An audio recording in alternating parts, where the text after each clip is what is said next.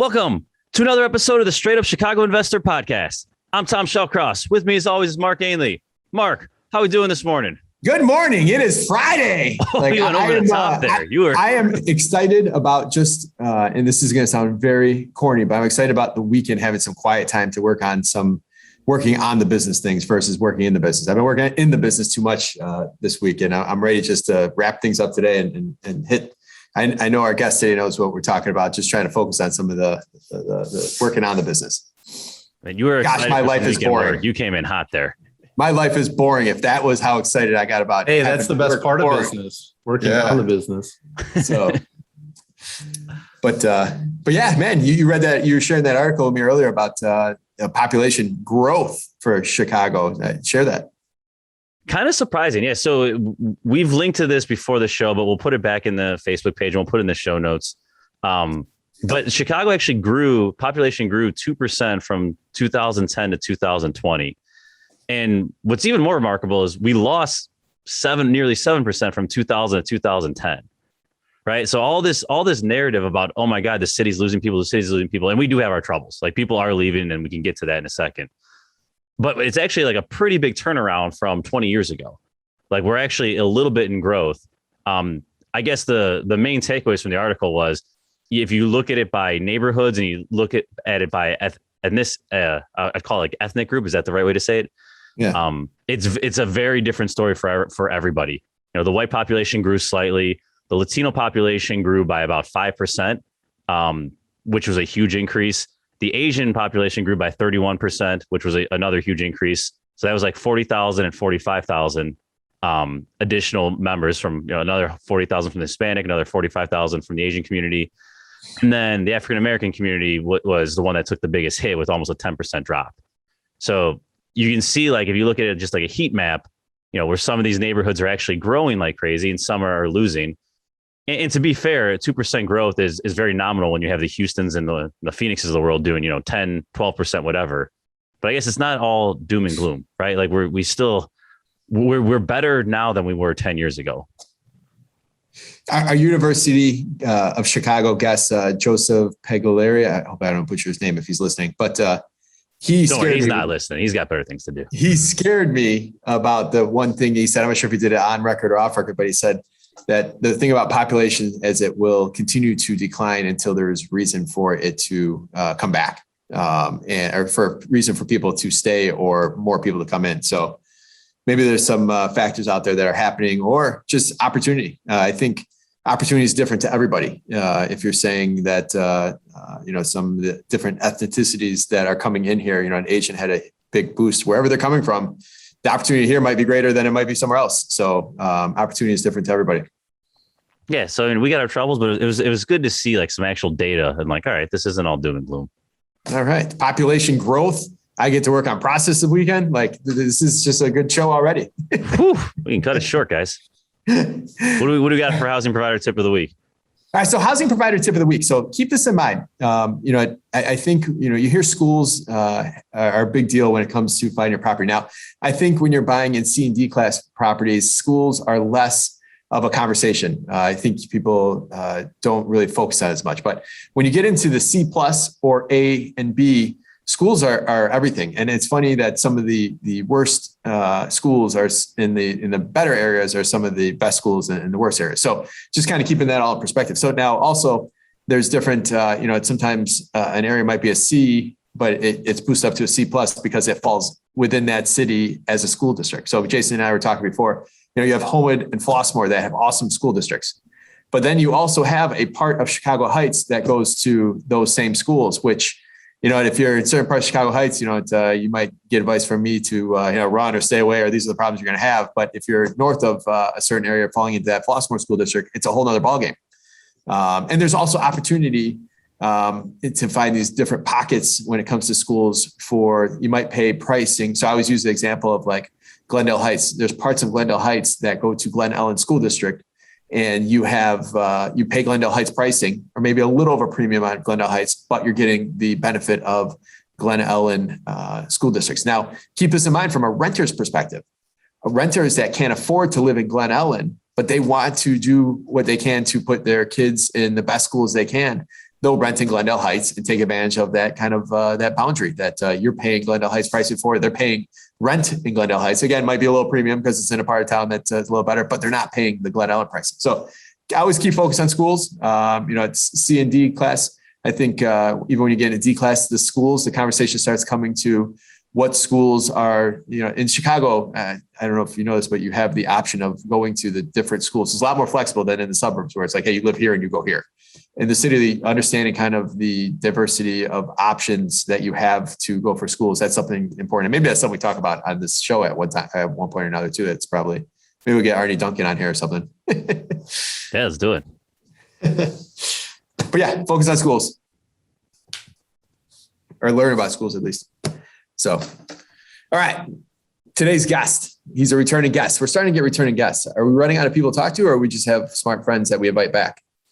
No, we have a long list of people. We're booked up pretty much through December. We have a lot of people, but we keep going back to the well, though.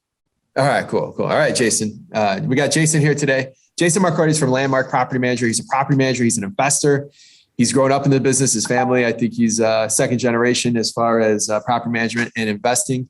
He is on here today to talk to us about the South and Southwest suburbs.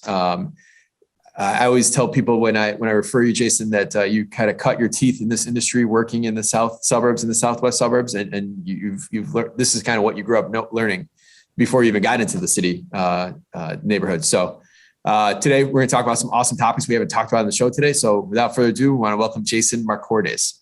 Jason, you've been introduced twice now. Anything we're leaving out on either one of these?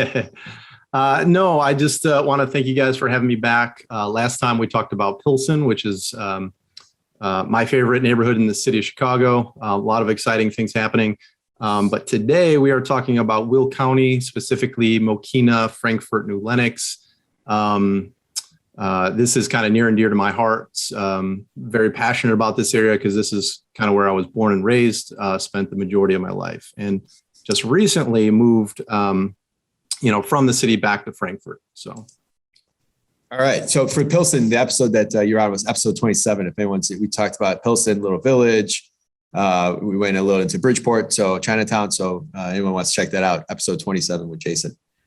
Before we start diving into kind of some of the individual areas, just talk about Will County in general. Will County is huge. It literally expands the width of really the Chicago area. Like, how is it different in Will County than it might be in Cook or DuPage, or what's been your experiences? Yeah, Will County is pretty rural, so it's totally different than Cook County. Obviously, Cook County is anchored by the city of Chicago. A lot of positives and negatives with that. Will County, I think there's, like I said, a lot more farm fields. There's a lot more room for development and expansion. It was one of the fastest growing counties in the country back in the early 2000s. Just went bonkers, and I'll share some stats with you in a little bit as far as some growth rates, but just unbelievable growth. Because it's in Will County, not Cook County, it does not have to abide by RLTO or CRLTO, so it's just easier from an investment and landlord standpoint as well. Gotcha. So Will County be on the edge, and I guess for previous episodes we talked about King County kind of be on the same thing, where like half of it's developed, the other half is like agricultural, which leaves a lot of room open for what is really one of the hottest asset classes right now, which is industrial. And going through the middle of Will County, you have I-80 and you have 355 that connects to 80 and anyone that's down there. 55, 355, I-80, 57 on the eastern side. Tons of warehouses, tons of logistics and shipping companies. There's a couple Amazon distribution centers here as well. So.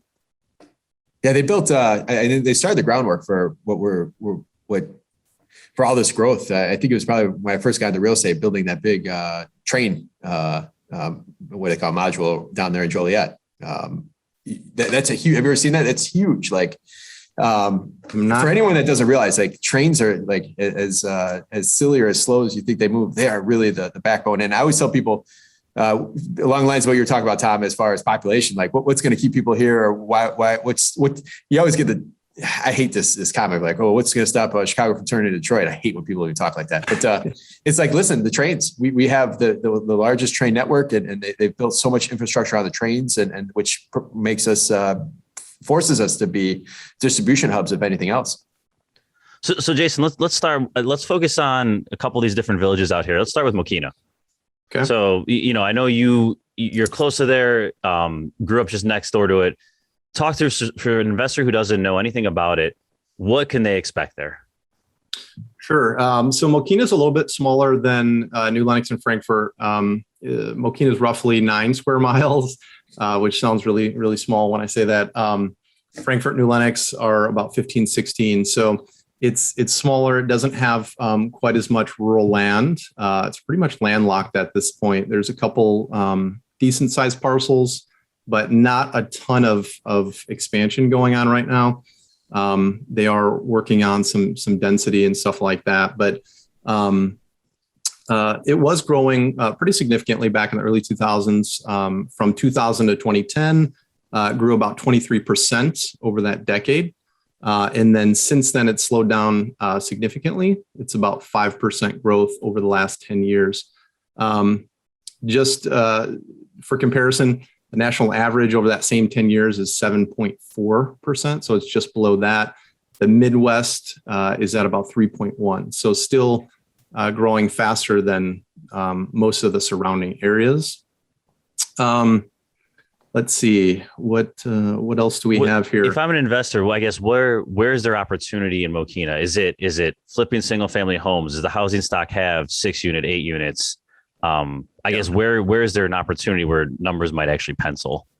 Yeah, mostly in Mokena, you could do both. I like the flips in Mokena for sure.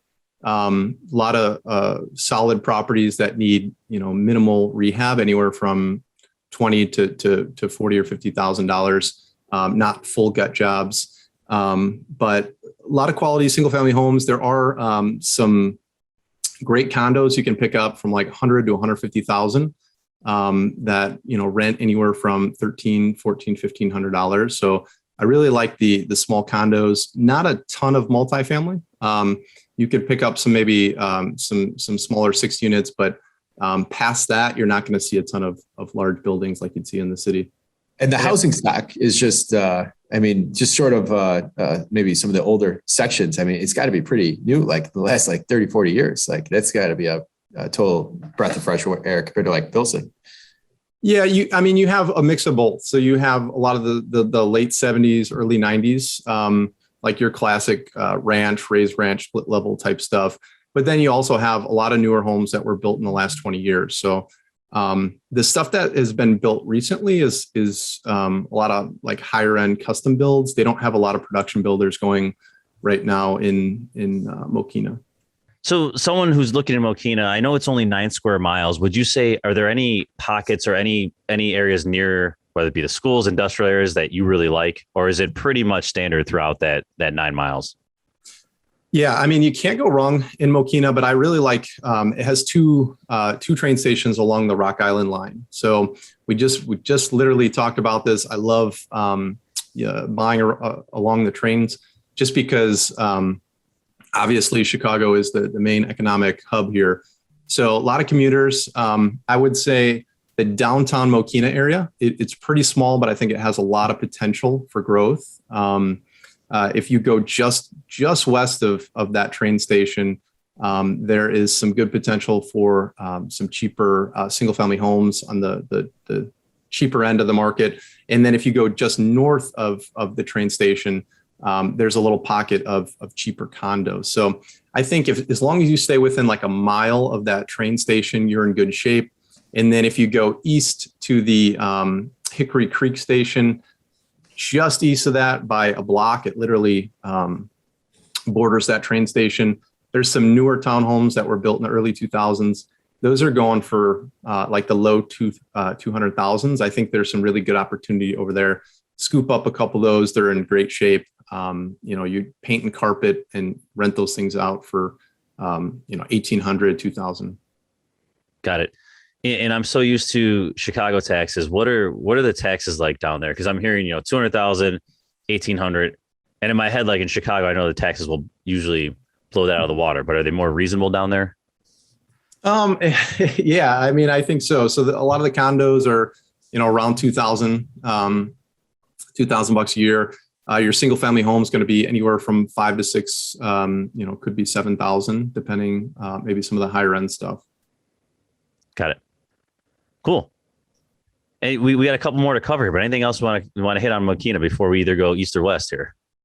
I just want to reiterate that, again, that downtown area it's a little bit sleepy right now, but I think there's a lot of potential.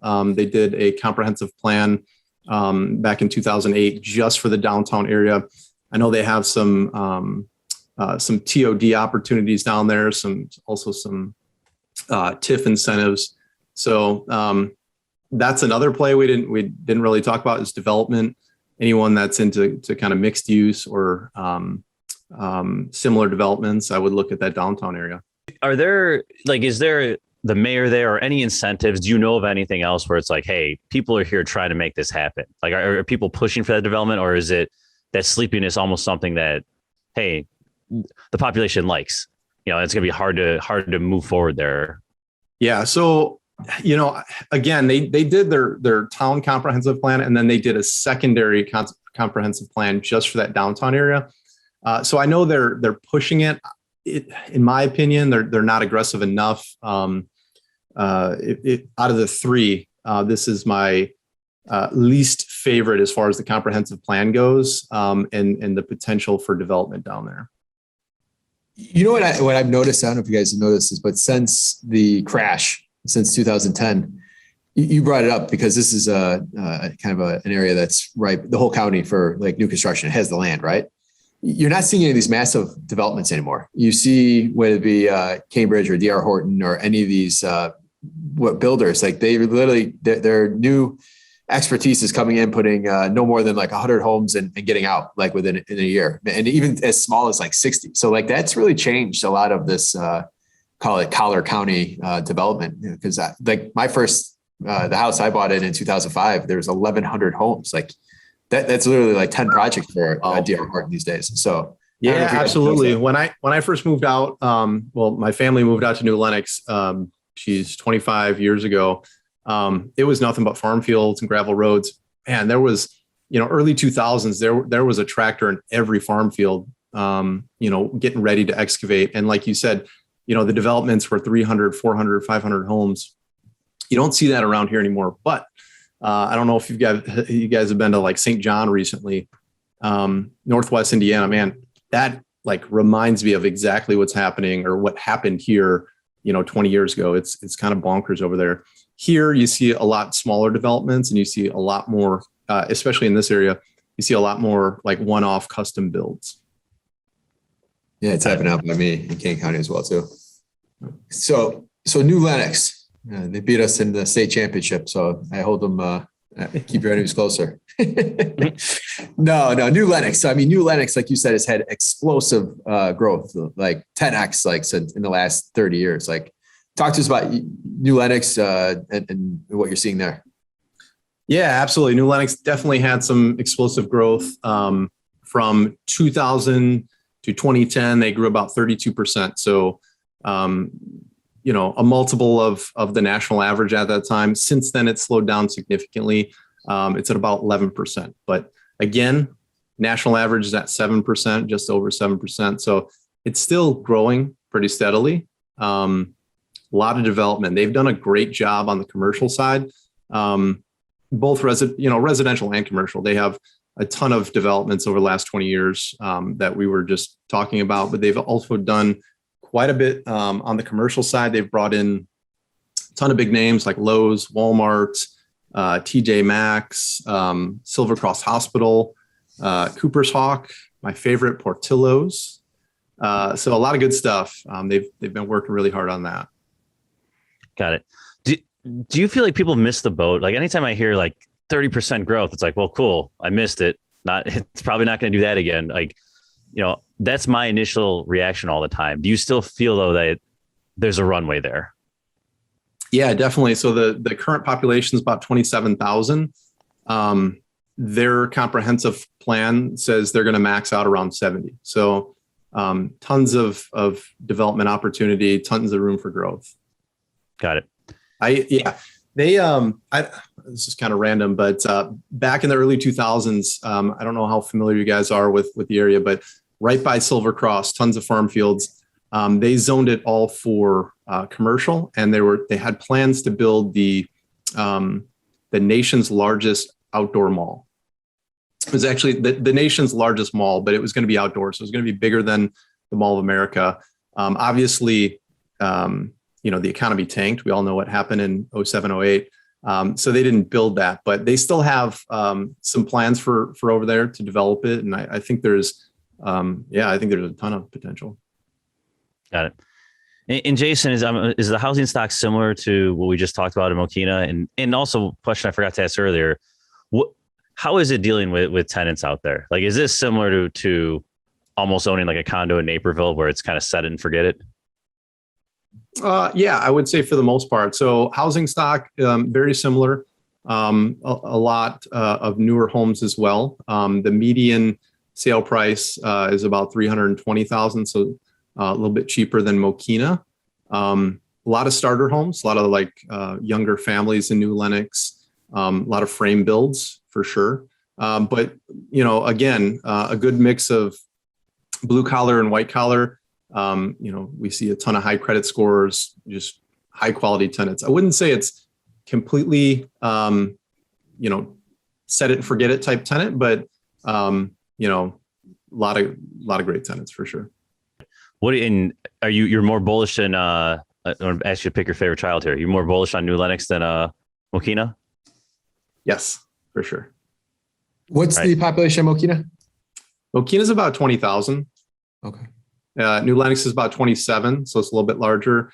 Again, the comprehensive plan for New Lenox is way more aggressive. In my opinion, they blew a couple shots that they had recently in the last decade. They had this huge farm field that they developed into what they call the Village Commons. They spent a ton of money, built a beautiful city hall and police department and a couple other buildings. They actually won some awards for the city hall. Just beautiful, beautiful buildings.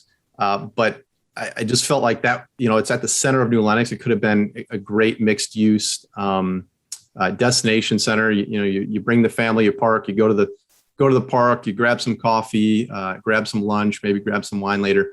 And I just thought it was a big opportunity to recreate almost like a downtown Naperville.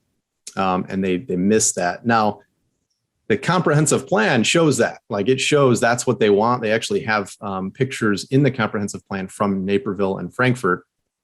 So they want it. They just haven't done it yet. So Jason drinking wine right after his coffee at 10 o'clock in the morning.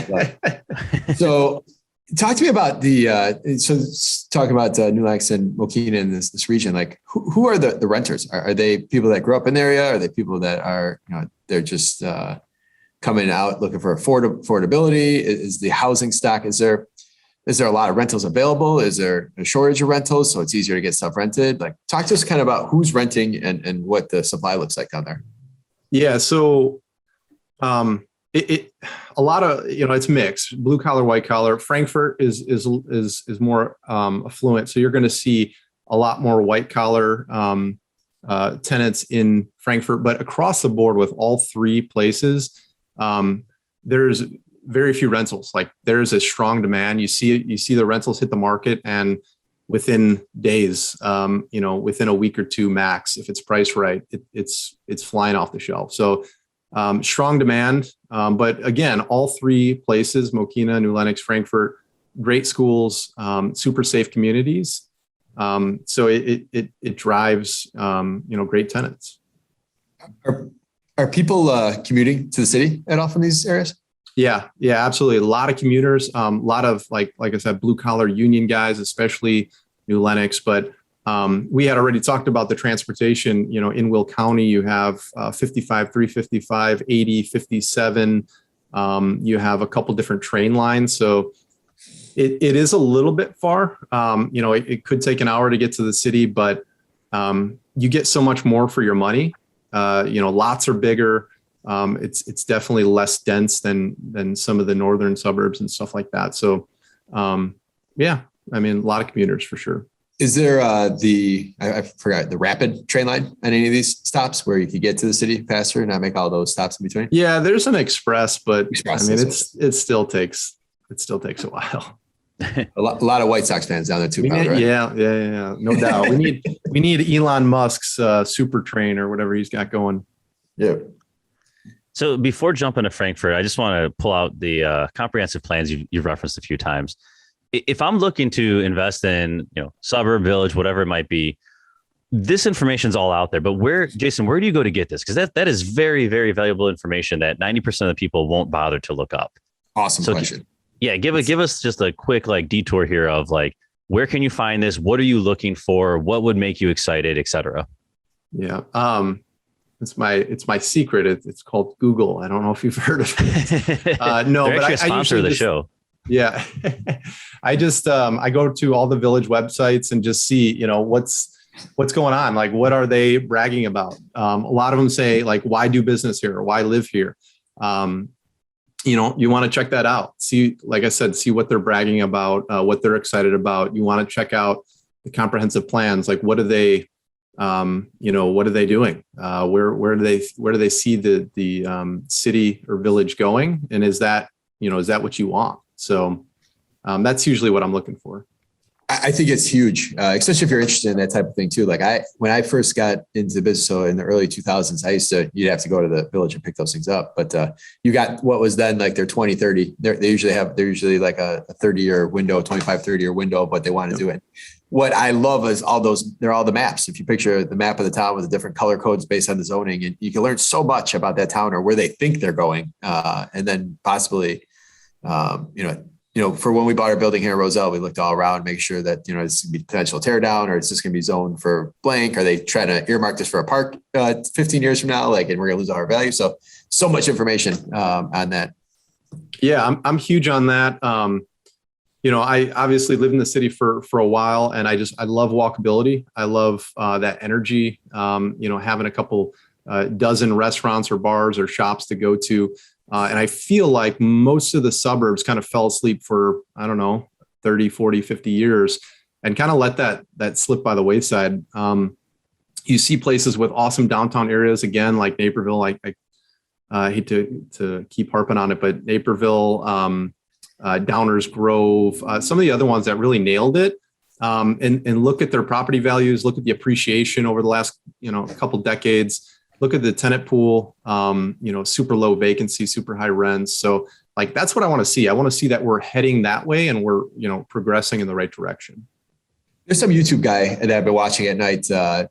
He's like a city planner. I forgot what it's called, but the one thing that I've really been thinking about a lot is, all these suburbs, suburbs are pretty brand new, only in the last 70 years. And they actually started there in the south suburbs as kind of the first planned ones in Park Forest. But the whole concept was, hey, let's build all these houses. People have a car, and then we'll put a big mall or a bunch of retail, and that will bring people to facilitate together and gather.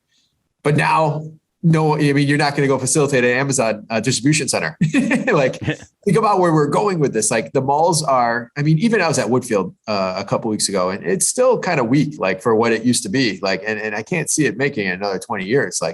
Where are people going to go in that commercial corridor in Schaumburg to truly gather? And now they're starting to fill these places and turn them into, you got this entertainment center here, you got go-karts, and they're trying to do kind of what you're saying, Jason. But that's where I think the suburbs were in this weird middle point where it's hey, we used to have the shopping mall, now we have nothing. And the talk about these. I think it was, it's a product of society, and I think, everything's cyclical. We went in this weird funk for a couple decades where it's just the sprawl. We wanted to get further and further from the city. We wanted bigger lots, bigger houses. We have the little McMansions. You sit at home and watch your TV. And we're kind of on the other end of the cycle now. We want community. We want to see people and interact, and we want new experiences, and we want to eat out, all that stuff. All right, cool. Rolling to Frankfurt. You made a mention before, it's more white collar. What makes it more white collar? Is it just higher price points? Like, let's dive into Frankfurt now. Yeah, absolutely. Frankfurt, I am the most excited about. Spent a lot of time here as a kid. My stepdad was the police chief for about 25 years. So as far as like community, I'm way more involved most of my life in Frankfurt. Actually just moved back about a month and a half ago with my wife, bought a house downtown Frankfurt. So I am a little biased as well. But Frankfurt, out of all of them, had the most explosive growth. So back in 2000, they had about 10,000 people. In 2010, they grew to almost 18,000 people. So 10,000 to 18,000, like they had 75, 80% growth. I had to double check and triple check that stat because I'm like, that is insane over a 10-year period. Since then, has significantly cooled off from 2010 to 2020. There's about 14% growth. But again, that's like double the national average. So still growing very fast. Yeah. Where, besides the growth, what else has you excited about Frankfurt? Like, are you seeing developments there? Are you seeing what else is making you say, hey, that's out of my three here, I like Frankfurt the best? So it all comes down to the downtown area and the village. I've met with the village many times because I'm downtown Frankfurt. I'm trying to pick up some property. The city owns everything. So they somehow, and I haven't figured this out yet, they have the right of first refusal on all the downtown property. So if somebody goes to sell, they have to go to the city first. So they have been buying up these houses. They've been tearing them down. And they're just, they're waiting for the right developer. So I talked to the city about a month ago, and he said, we're not in the business of making money, but we are in the business of control. So what they want is they want to create that energy. They want mixed use. So I border the biggest lot in Frankfurt. It's about a 1.3 acre lot. And selfishly, I'm like, hey, I want to buy that and have a giant yard and then someday develop it. But they will not, they won't let me do it. They want a developer who's going to build a 2 or 3 story building, restaurants on the bottom, either office or residential up top. Again, they're trying to build that destination center, somewhere that people come and they can spend a day. The other thing is they do a great job with activities down here. Down in downtown Frankfurt, they have the farmers market every Sunday. They have car shows every Monday. They have a annual fall fest that brings about 300,000 people to the area. Tons and tons and tons of stuff. Last night they had some kind of wine stroll. I looked out my window. There was a couple hundred people dressed as witches, and they were walking from restaurant to restaurant, sampling wine. So they always have something going on. And just, the growth and the appreciation in the area has just been pretty awesome. That's good stuff. So real quick on the village, it's also a great quote, right? We're in the business of control. Yeah. Just if I'm doing a typical, like we talked about doing those $30,000, $40,000 rehabs, how is it dealing with the village? The village, I mean, the village is great, like super simple. Again, like, you submit a scope of work. Of course, all your contractors have to be licensed, bonded, insured, and registered with the village. But turnaround time is like a week or less on permits. They'll have a rougher final, but super simple. They don't really bust your chops, so to speak. And then on the rental side, again, same thing. No annual inspection, no rental inspection, or no rental license. I mean, and then no crime-free addendum. That's simple. Yeah, we deal with so many villages, and they're awesome. They're awesome to deal with.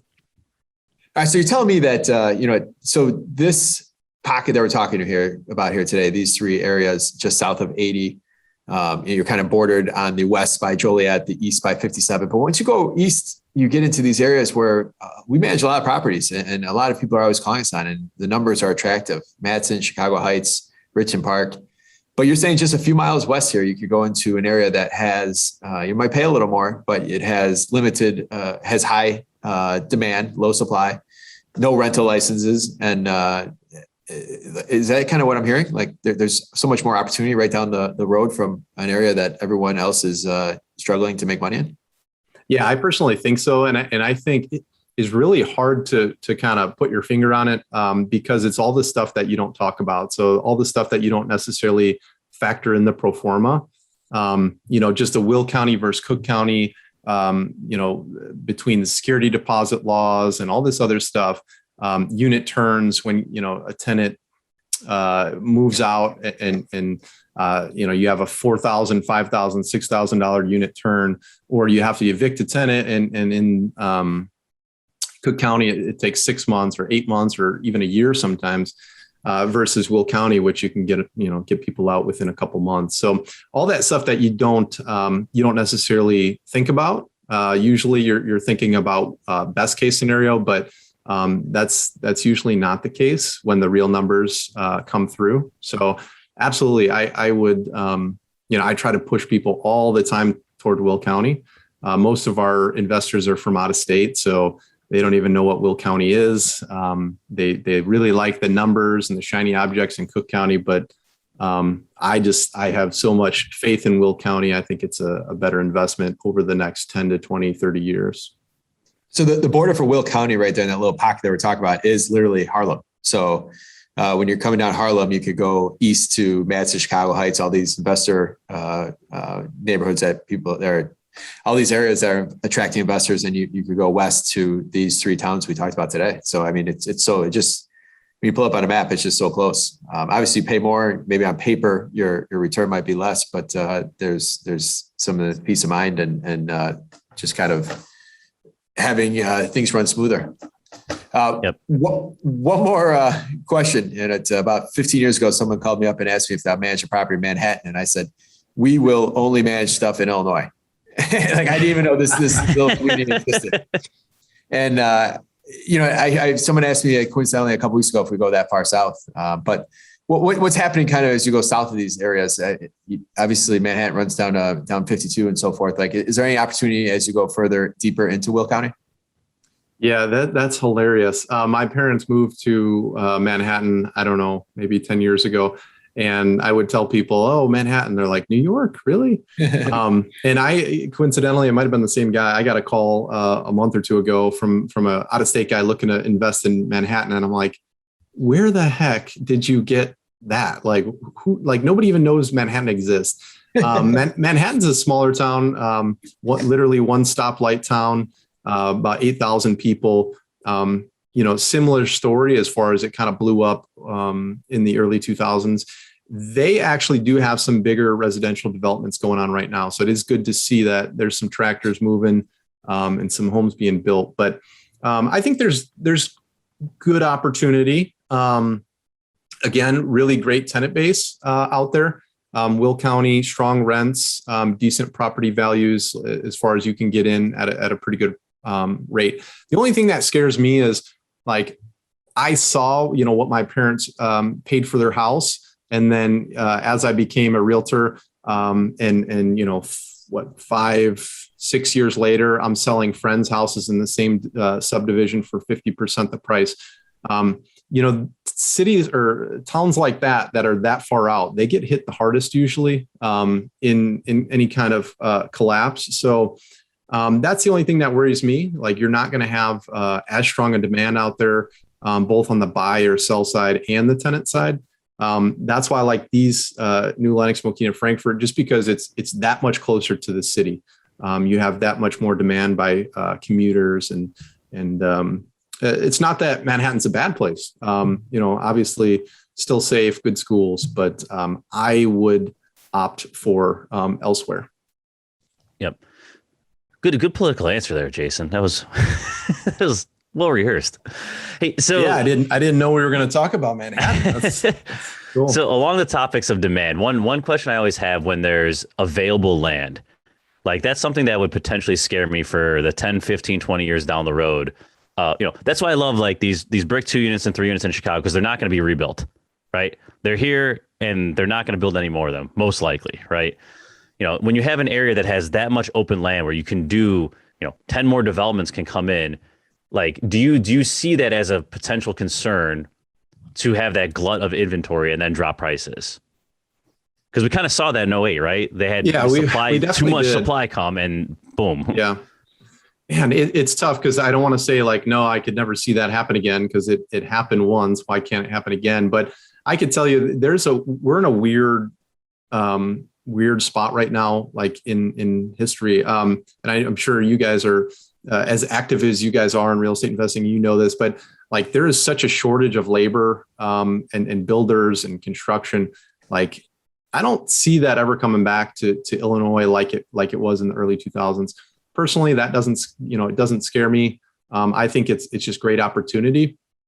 One thing that we didn't really talk about and is often overlooked is just the development side. I mean, you want to make some money, like single family home rentals and flips are great, but man, nothing pays like development. Locking up a piece of property and entitling it, and then, either selling it or actually putting the shovel in the ground and developing it and selling lots. So that doesn't scare me. No, I think when you look at, all the factors we talked about today, I think all these areas are just headed in the right direction. And, I'm super bullish on all of them. One of the things that always attracts me about these rural counties, Kane County, Will County, is what you said, the development piece. You could take a small 5-6 acre land.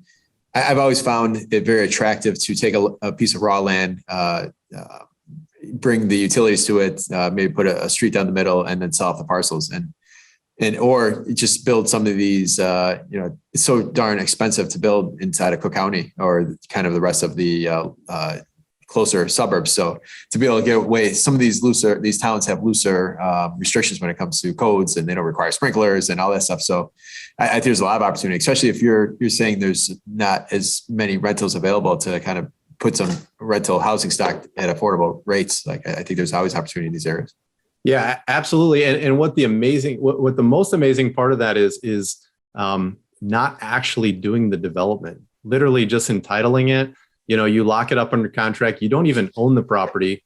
You go through the process of getting the architecturals and, all the paperwork done, and you get it approved by the city, which will take months, maybe a year. That property just, maybe 5X's in value. So there's so much add value in just getting it from raw land to developable. Yeah, like that's always excited me. And then you take it even a step further. You have the opportunity now to be a JV partner and the guy that will actually take it to the end, because you're bringing what you're bringing to the table is the land, and then you could even maybe get a higher return if you see that to the end, work with a partner. So yeah, no, that part excites me.